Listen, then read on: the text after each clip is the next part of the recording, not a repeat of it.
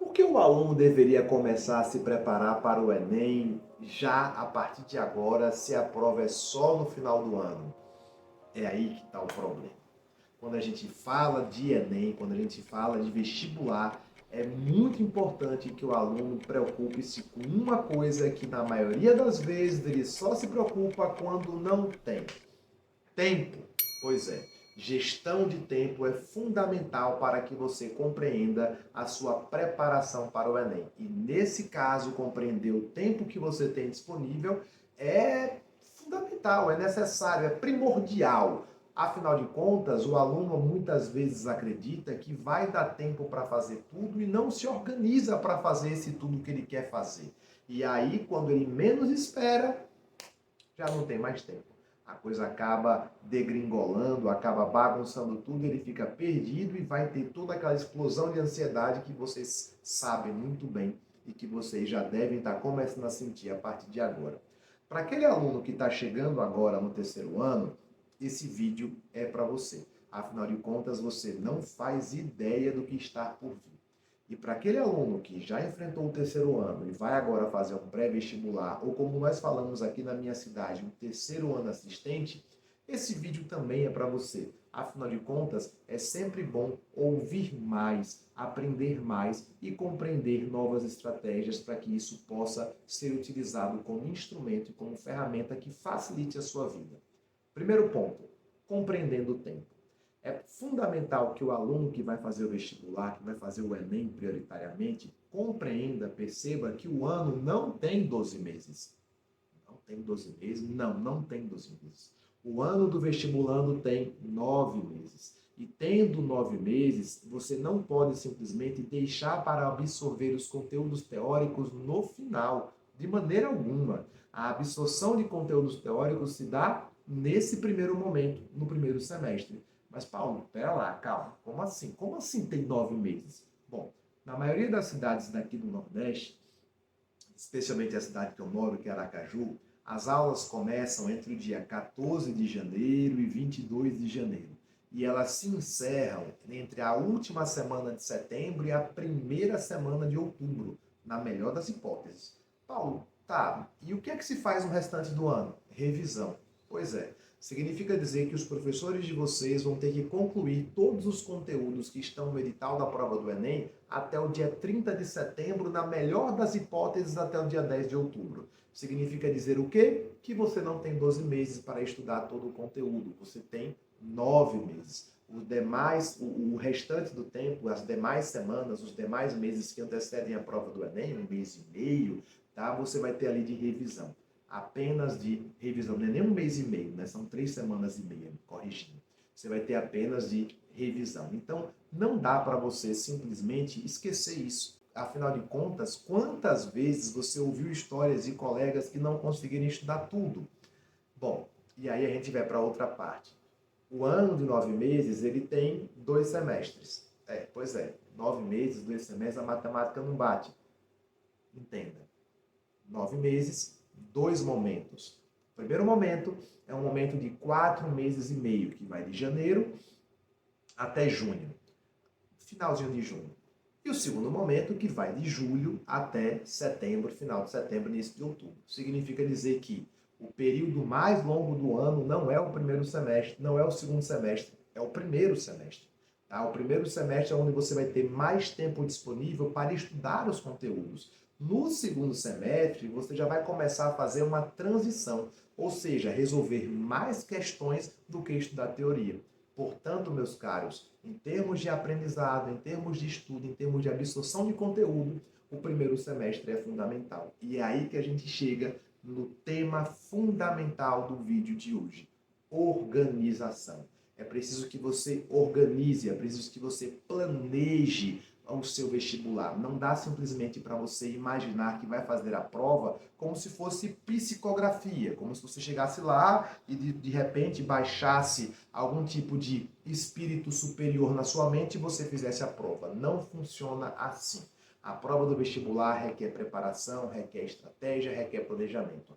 Então vamos às primeiras dicas. Primeiro, organize o seu lugar de estudo. É fundamental que você, ao organizar o seu lugar de estudo, você tenha em mente duas coisas. Primeiro, a escola que eu vou estudar, o cursinho que eu vou estudar, seja ele digital ou presencial, ele tem, em pelo menos na maior parte do grupo, uma equipe de professores que me agrada, que atende às minhas expectativas. Paulo, não tem. Eu vou precisar então de um complemento. Então procure esse complemento desde já. Claro que esse complemento pode ser via digital, esse complemento pode ser via cursinho de reforço, não sei. É importante que, de acordo com a sua realidade, você procure ajustar aquilo que melhor cabe no seu bolso e aquilo que melhor atende às suas expectativas de aprendizagem e de desenvolvimento. Fundamental. Segundo passo, além de você escolher o local que você vai estudar, o local que você vai assistir aula, você precisa escolher o local que você vai estudar.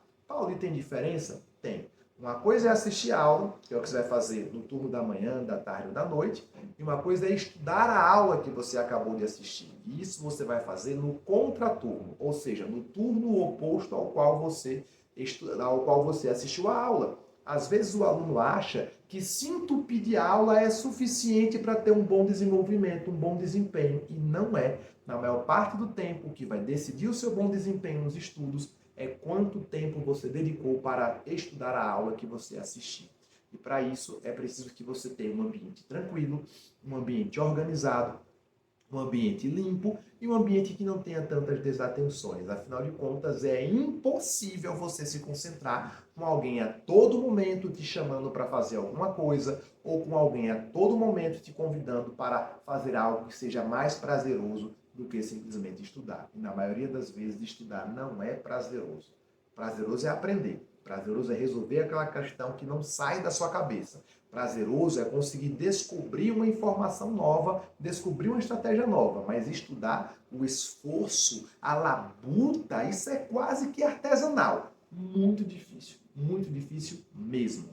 Segunda dica, após organizar o seu ambiente de estudo, a segunda dica é você organizar o seu material de estudo, suas ferramentas, seus livros, tá? Seus materiais, apostilas, listas de exercícios, né, e-books, tudo que você puder ter disponível. Paulo, e qual é a hierarquia que eu vou ter para escolher o que é que eu devo começar? Bom, eu recomendo que você busque aquele material que lhe forneça a informação da maneira mais confiável, mais didática e mais rápida possível.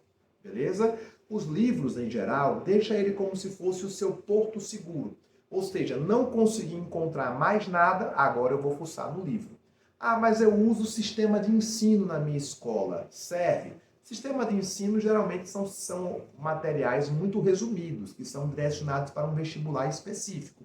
Muitas vezes acontece de que aquela informação que você está buscando não está naquele material do sistema de ensino porque ele está sendo resumido. Deixa no livro. Então o livro fica como a sua boia salva-vidas, né? A sua última muralha de defesas contra as suas angústias.